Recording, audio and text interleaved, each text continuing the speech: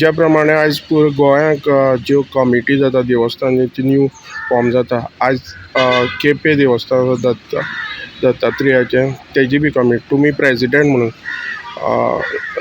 Nominate जाल्या हेजे बद्दल हांव दत्तदास नारायण देसाई अध्यक्ष म्हणून फाटल्या कमिटीचो आशिल्लो आनी आतां फुडल्या कमिटीचो श्री संस्थान दत्त मंदिर दत्तवाडी केप्यां ह्या देवस्थानाचो हांव अध्यक्ष म्हणून परतून निवडून आयिल्लो आसा.